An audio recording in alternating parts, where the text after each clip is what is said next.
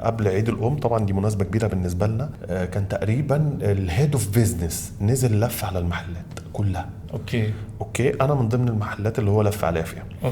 هو المفروض ان هم مرتب للموضوع، قايل ان انا هاجي واي حد فيكم يستقبلني ويحاول يبيع لي قطعه.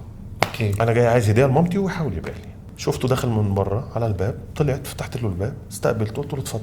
لسه بيقول، قلت له انا شايف حضرتك لابس بدله كده، هو الجو بره حر ولا برد ولا ايه؟ قال لي اكشلي اتس فيري هوت، يعني هو حر قوي يعني. قلت له طيب تفتكر خلاص ان احنا كده جاهزين ان احنا نغير من الملابس الشتويه للملابس الصيفيه؟ لان الفتره كانت وقتها في شهر 3 تقريبا، كنا لسه خارجين من الشتاء بحاجه بسيطه يعني. فانا قلت تفتكر ده الوقت المناسب ان احنا نغير الملابس الشتويه للملابس الصيفيه؟